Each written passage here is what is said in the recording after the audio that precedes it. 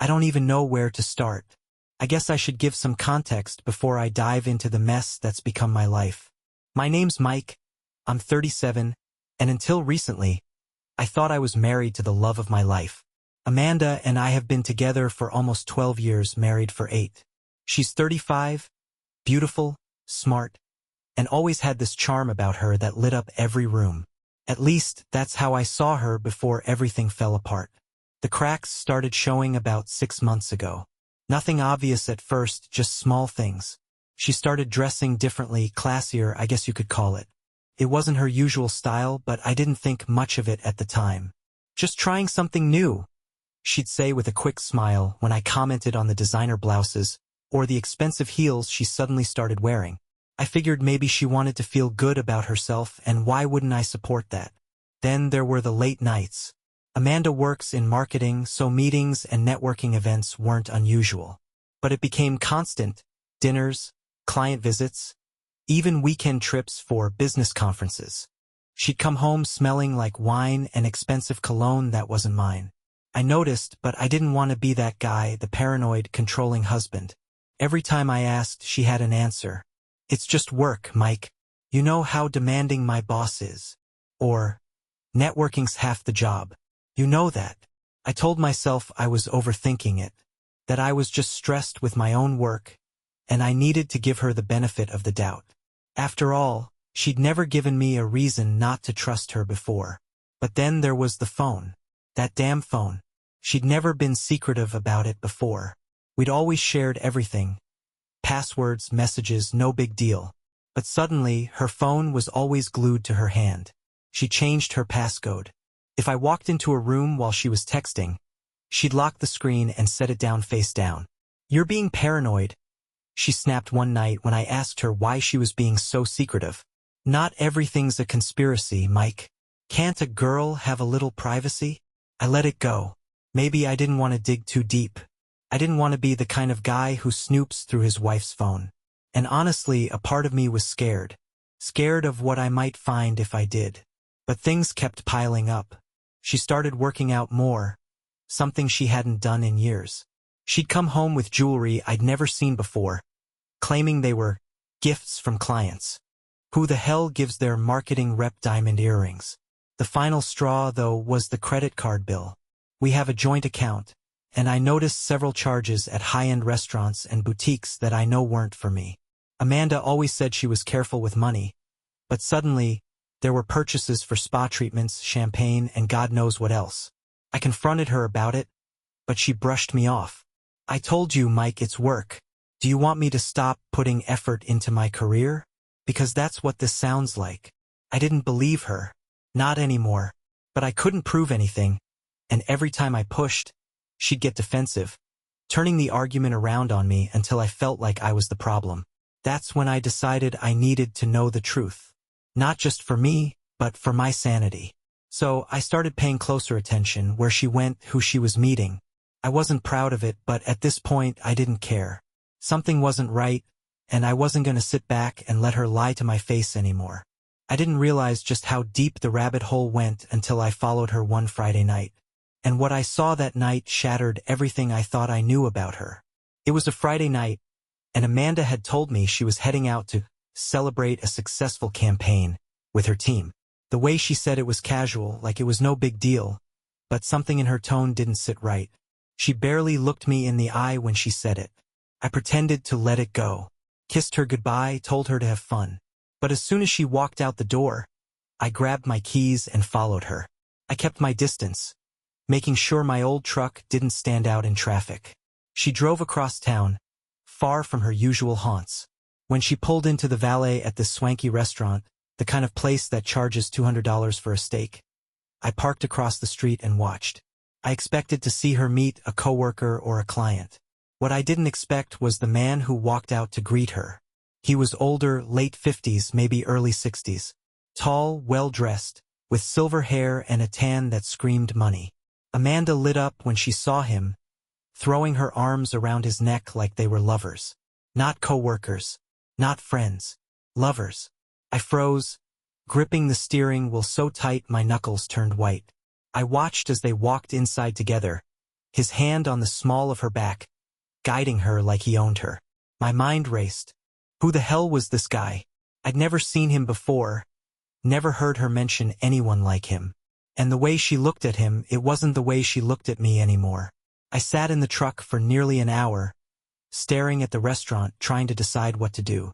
Part of me wanted to storm in there, flip their damn table, and demand answers. But another part of me, maybe the smarter part, knew I needed to play this carefully. If I went in guns blazing, she'd just lie her way out of it. I needed proof. So I waited.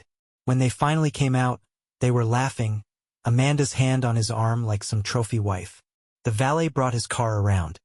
A sleek black Mercedes that probably cost more than my yearly salary, and they got in together. I followed, keeping my distance, heart pounding in my chest. He drove her to a hotel. Not just any hotel, a 5-star place downtown with a private entrance for VIP guests. I watched as they disappeared inside, my stomach churning with a mix of rage and disbelief. I sat in that parking lot for hours, the reality of what I'd just seen sinking in. My wife was cheating on me with some rich old bastard, and she wasn't even trying to hide it. When she finally came out, it was almost midnight. Her hair was messy, her lipstick smudged. She looked different, not ashamed, not guilty, smug, like she just had the best night of her life. I followed her home, keeping my headlights off so she wouldn't notice. When she walked through the door, she acted like nothing had happened. She kissed me on the cheek, told me she was tired, and went straight to bed. I didn't sleep that night. I lay awake next to her, staring at the ceiling, my mind spinning. The image of her with that man, the way she looked at him, the way she walked into that hotel like she belonged there, it was burned into my brain. This wasn't just a fling. This wasn't some stupid mistake. This was something else. Something deliberate.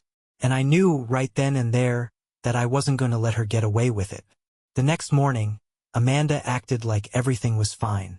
She hummed in the kitchen while making coffee, scrolling through her phone, completely oblivious to the storm brewing inside me. I couldn't look at her without picturing her wrapped around that man. It was like I'd been punched in the gut over and over again. I kept my mouth shut, though.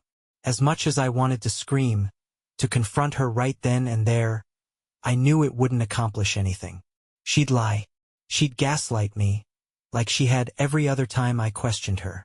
No, if I was going to do this, I needed to be smart. After she left for another yoga class, I started digging. I went through her phone while it was charging on the counter, but of course it was locked with her new passcode. That didn't stop me. I'd worked IT support for years before switching to construction, so it didn't take long to get into her cloud backups. And that's when I hit gold.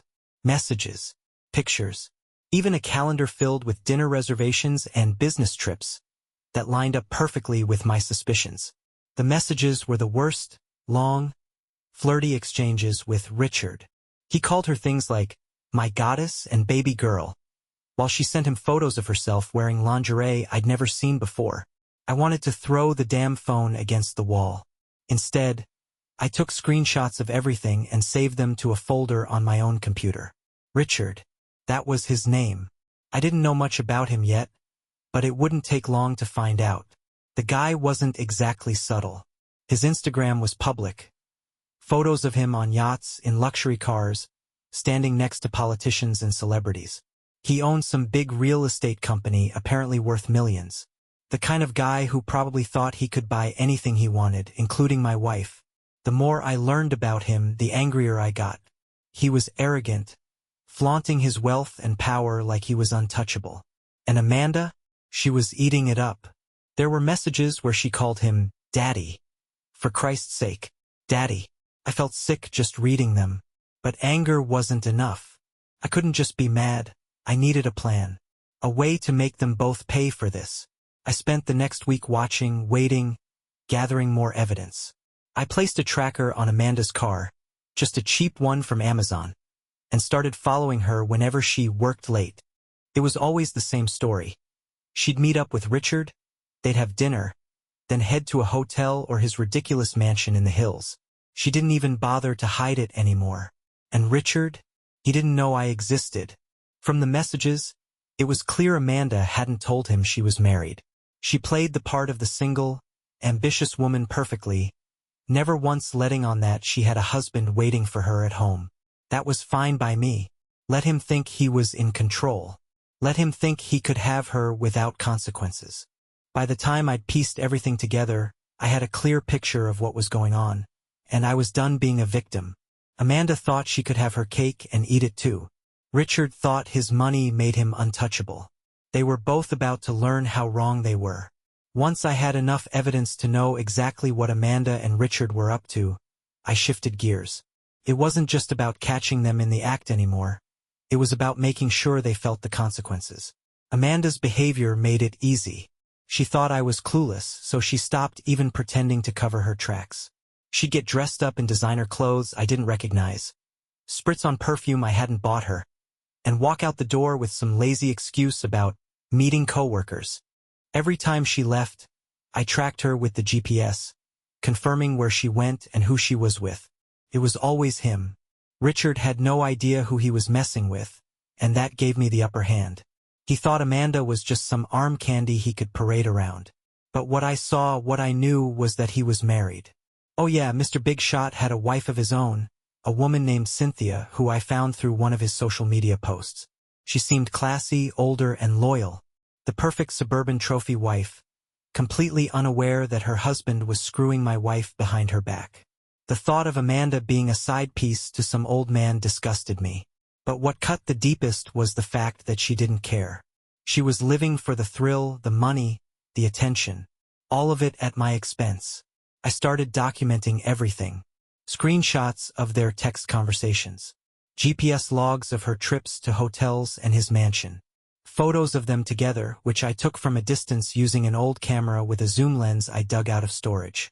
I even managed to snag security footage from a friend who worked at one of the restaurants they frequented. Each piece of evidence felt like a brick in a wall I was building. I wanted them trapped, with nowhere to run when it all came crashing down. But I didn't just stop there. I needed leverage. I started looking into Richard's life, his business dealings, his connections, his reputation. It didn't take long to find cracks. For all his wealth and power, he wasn't squeaky clean. He had a history of shady real estate deals, lawsuits from former employees, even whispers of bribery to secure contracts. None of it was enough to bring him down on its own, but combined with an affair, it would be the kind of scandal he couldn't recover from. Then there was Amanda, my sweet, lying wife. She had no idea what was coming. I started planting seeds, dropping little comments here and there to make her squirm. Long day at work, huh? You've been so busy lately. You're spending a lot on gas. Where have you been driving all week? Are those new earrings? I don't remember buying those. She'd laugh it off, make excuses, but I could see the flicker of nervousness in her eyes. She didn't know what I knew, but she could sense something had shifted. One night, as she was heading out the door, I said, "Tell Richard the first said hi." Her hand froze on the doorknob. She turned to me, her face pale. "What did you just say?" "You heard me." I stared at her, my voice calm but sharp. "I know, Amanda. I know everything." She didn't say a word. Her mouth opened, then closed, like she was trying to find the right excuse but couldn't. Finally, she turned and walked out the door, slamming it behind her. I smiled to myself as I heard her car start up and pull out of the driveway. That was just the first move. The real game was about to begin. After Amanda stormed out that night, I knew I'd rattled her. That was the point. I wanted her to feel the tension, to second-guess every move. It was time to start turning the screws. The next morning, I got to work on the next stage of my plan. I wasn't just going to ruin their little fantasy. I was going to burn it to the ground and make sure they couldn't recover. First, I reached out to Cynthia, Richard's wife. She deserved to know what her husband was doing behind her back, and I knew she could be a key part of this. I found her email address through one of her social media accounts. She'd listed it publicly for charity inquiries. I drafted a message, carefully attaching some of the evidence I'd collected. Subject: I thought you should know. Message: Y Cynthia. I'm not sure how to say this, so I'll just be direct. My name is Mike, and I believe your husband, Richard, has been having an affair with my wife. Amanda. I've attached screenshots and photos to back up what I'm saying. I know this must be a lot to take in, but I thought you had a right to know. If you want to talk, feel free to reach out. I'll answer any questions you have. Take care, Mike. I stared at the email for a long moment before hitting send. My hands were shaking, but I knew it was the right move. Next, I set up a meeting with a lawyer. I wanted to make sure I was prepared for whatever Amanda tried to pull. I'd seen enough stories to know that cheaters rarely go down without a fight. My lawyer was blunt but efficient, explaining the steps we'd need to take to protect my finances and make sure Amanda didn't walk away with more than she deserved. "Do you have proof of the affair?" she asked. I handed her a flash drive. "Everything you'll need." She gave me a grim smile. "Good. This will help a lot. Let's make sure she pays for what she's done." With the legal side in motion, I turned my attention to Richard. I wasn't just going to let him skate by. His wealth and status might have protected him in the past, but I had a feeling he wasn't ready for the storm I was about to unleash. I started contacting local reporters and bloggers, anonymously tipping them off about his affair. I sent them copies of the photos and messages I'd collected, along with a note about his shady business practices. It didn't take long for the whispers to start spreading. Meanwhile, I kept up the act at home. Amanda tried to act like everything was fine, but I could see the cracks forming. She was jumpy, distracted, always looking over her shoulder. One evening, she finally confronted me. "What did you mean the other night?" she asked, standing in the doorway of the living room. "When you said you knew everything?" I looked up from the TV, keeping my face blank. "Exactly what I said." Her voice rose. "Are you spying on me?" I let out a bitter laugh. "I wouldn't have to spy if you weren't sneaking around with some rich old bastard." Her face went pale. "Mike, it's not what you think." "Don't," I snapped, cutting her off. "Don't lie to me, Amanda. I've seen the messages. I've seen the photos. I know about the hotels, the dinners, everything. How long has it been going on? A year? 2? She stared at me, her mouth opening and closing like a fish out of water. Finally, she said, "I didn't mean for it to happen." I laughed again, harsher this time. "You didn't mean for it to happen? You've been screwing him for months, maybe longer. And you didn't mean for it to happen? Do you think I'm an idiot?" She started to cry, but I wasn't falling for it. "Not this time. You destroyed this marriage, Amanda. You and your Richard. And now you're both going to pay for it." She froze at that, her tears drying up almost instantly. "What do you mean?" "You'll find out soon enough," I said, my voice cold as ice. She didn't say another word. She just turned and walked away, slamming the bedroom door behind her. As I sat there in the quiet, I felt a strange sense of calm. For the first time in weeks, I wasn't angry or hurt. I was focused. The trap was set. Now I just had to wait for it to spring. I didn't have to wait long for the chaos to begin. The next day, I got a response from Cynthia. She didn't waste time with pleasantries. Her email was short, sharp, and direct. Subject: "We need to talk. Mike, thank you for reaching out.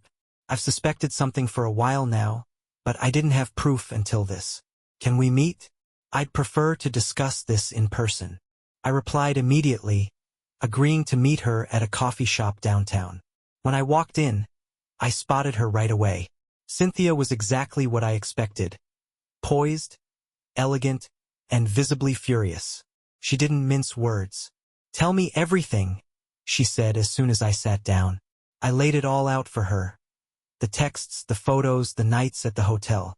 She listened without interrupting, her expression growing darker with every word.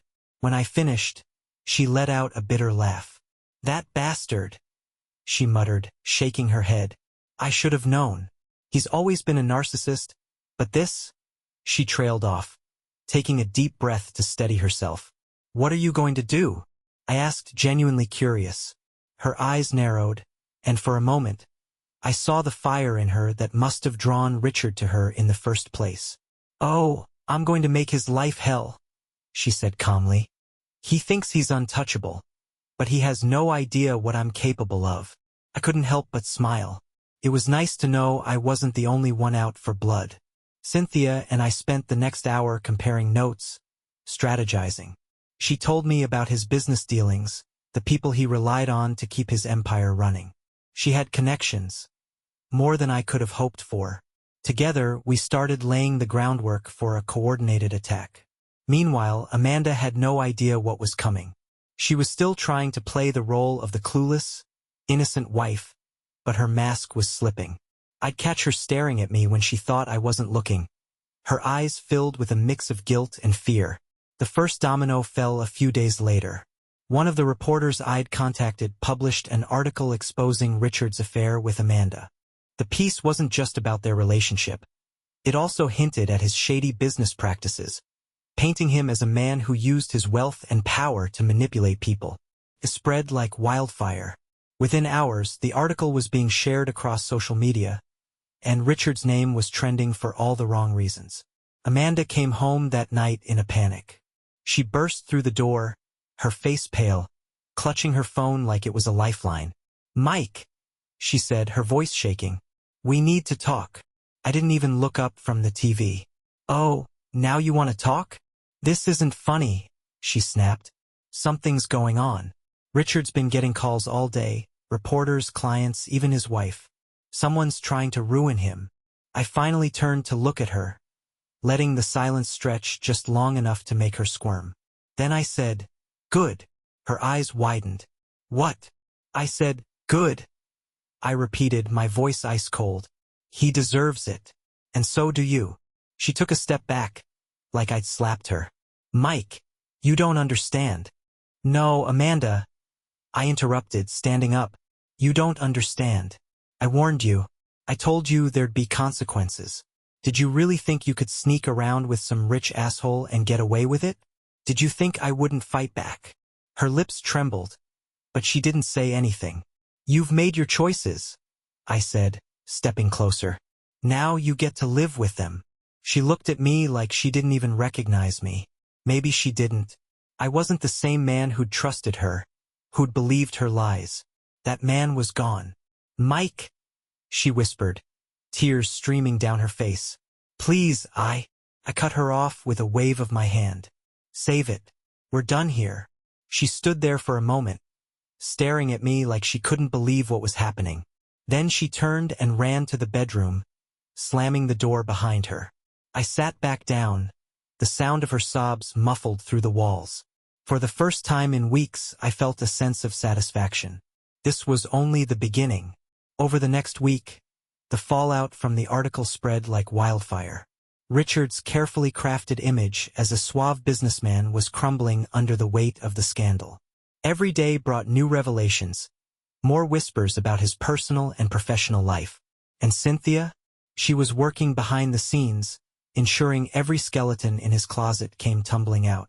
Meanwhile, Amanda was falling apart. She was jittery, constantly checking her phone, pacing around the house like a trapped animal. The cracks in her confidence were growing deeper, and I could see it in her eyes. She was terrified. One night, as I sat on the couch, she finally broke.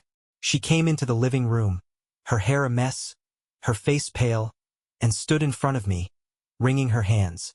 "Mike," she began, her voice barely above a whisper. "We need to talk." I didn't even bother looking at her. "What's there to talk about, Amanda? You've already made your bed." She flinched at the coldness in my voice but pushed on. "I didn't mean for this to happen. I just got caught up in it. Richard, he made me feel special, like I mattered again." I let out a bitter laugh, finally meeting her gaze. "Special? Amanda, he used you.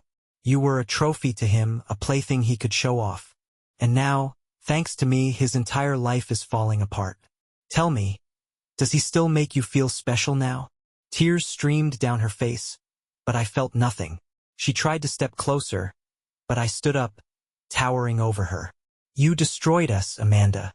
You lied to me. You humiliated me. And for what? Some old man with money?" She shook her head desperately. "I didn't mean to hurt you, Mike. I love you. I swear I do." "Love?" I spat, my voice rising. "You don't know the meaning of the word. If you loved me, you wouldn't have done this. You wouldn't have lied to my face every day while sneaking around behind my back. She collapsed onto the couch, sobbing into her hands. I stood there for a moment, watching her crumble, and felt nothing but disgust. I've already filed for divorce, I said coldly. Her head snapped up, her face a mask of shock. What? No, Mike, please. It's over, Amanda, I said firmly. You made your choice, and now I'm making mine. I'll be moving out by the end of the week. My lawyer will contact you about the paperwork. Her pleas fell on deaf ears as I walked out of the room, leaving her to cry alone. But Amanda wasn't my only focus. Richard still had more to lose, and I wasn't done with him yet. The next day, Cynthia called me with an update. It's working, she said, her voice filled with grim satisfaction. Richard's lost 2 major clients already, and his board is pressuring him to step down as CEO. His reputation is in shambles. Good, I said. But we're not done yet. Cynthia chuckled. Oh, don't worry, Mike. I'm just getting started.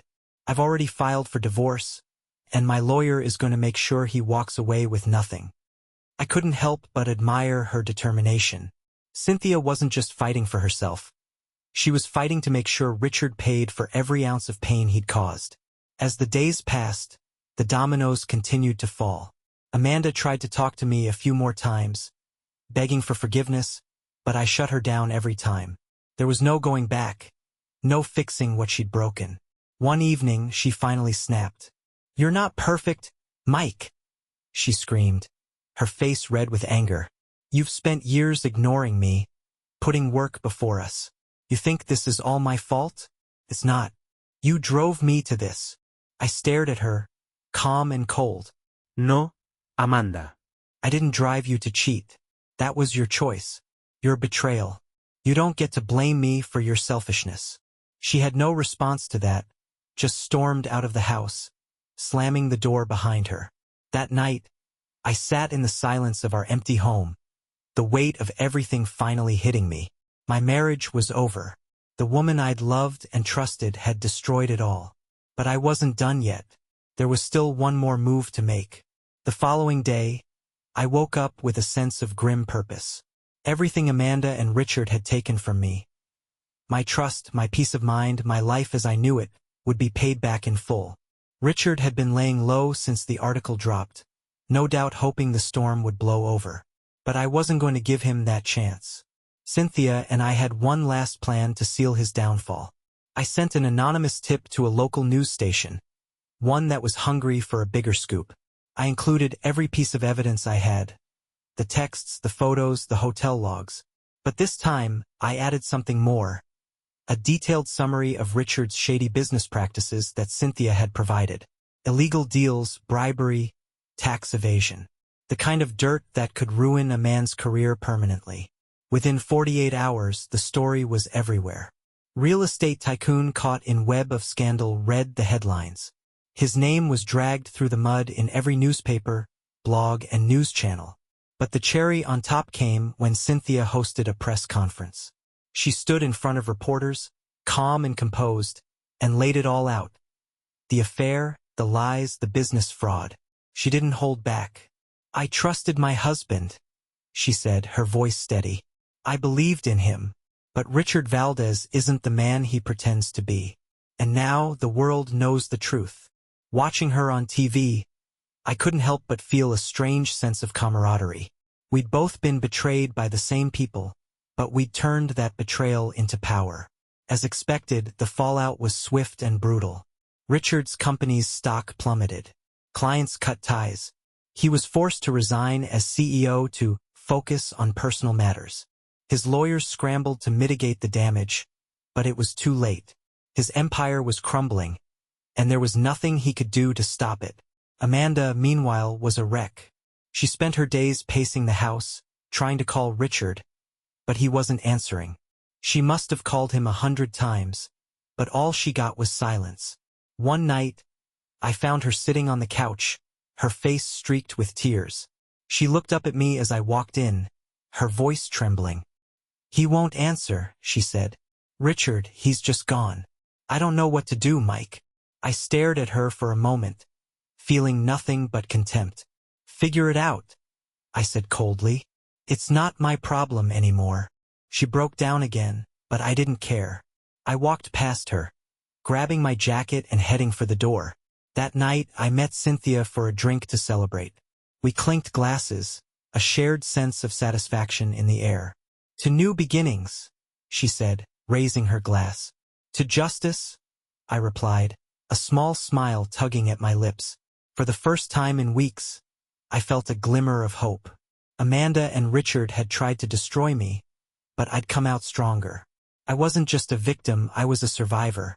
By the time the dust began to settle, Amanda was a shadow of the confident woman who had walked out the door for her work dinners just weeks ago. She spent her days in the bedroom, curtains drawn, barely speaking. When she did talk to me, her words were a mix of desperation and hollow attempts to reconcile. One night, as I was packing some of my things, she appeared in the doorway, her hair disheveled and her eyes red from crying. "Mike," she whispered, "please, don't go. We can fix this. I'll do anything." I didn't even look at her. "Amanda, we're past that." "No, we're not," she pleaded, stepping closer. "I made a mistake. A terrible mistake. But I love you. We've built a life together. Doesn't that mean anything to you?" I turned to face her then, my expression cold. "A mistake? Sleeping with him once might have been a mistake, Amanda. But you didn't stop at one. You carried on an affair for months, maybe years, while lying to my face every single day. That's not a mistake. That's a choice. Over and over again." She flinched like I'd slapped her but didn't back down. "I was stupid, okay? I thought he could give me something I was missing. But it was all fake, Mike. He's gone now. You're the one I want. Always have been." I shook my head, laughing bitterly. "You only want me now because your sugar daddy has nothing left to give. What happened? Amanda? Did he stop taking your calls after the story broke? Did you realize he wasn't going to save you?" Her face crumpled, tears streaming down her cheeks. "Please, Mike, I'll do whatever it takes. I'll go to therapy, counseling, anything. Just don't leave me." I stared at her for a long moment, letting her words hang in the air. Part of me wanted to feel something. Pity, anger, even a flicker of the love we once shared. But there was nothing. She drained me dry. "I already have," I said finally, my voice flat. She sank to the floor, sobbing, but I didn't stop packing. Couldn't. I'd already made up my mind, and nothing she said would change that. Over the next few days, she tried everything to get me to stay. She cooked elaborate meals, wore clothes she hadn't touched in years, and even left me notes apologizing for what she'd done. But it was too little, too late. One evening, as I was heading out, she cornered me at the front door. "You're not innocent in this, Mike," she said, her voice trembling with anger. "You weren't perfect. You worked late. You ignored me, I cut her off with a sharp glare. "I worked late to provide for us, to build a life for us. While I was working my ass off, you were screwing some rich old man in a hotel room. So don't you dare try to make this about me." She opened her mouth to argue but closed it just as quickly. She had nothing left to say. I left without looking back. But while Amanda was spiraling, Richard was nowhere to be found. Cynthia had been keeping tabs on him, and from what she told me, he was laying low in some private estate out of state, trying to avoid the media circus. His company was in shambles, his name tarnished beyond repair. It was everything I'd hoped for, and yet, it didn't feel like enough.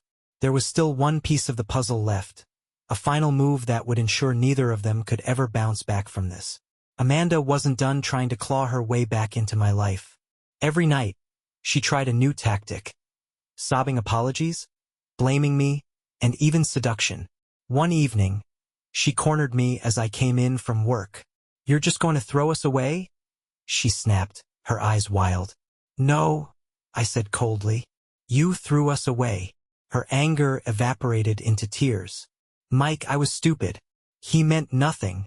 I held up a hand to stop her. "Don't. I've already filed. This is over, Amanda. Accept it." She stared at me, shaking. "You'll regret this." But the only thing I regretted was staying silent for so long. While Amanda stewed in her misery, I made my final move.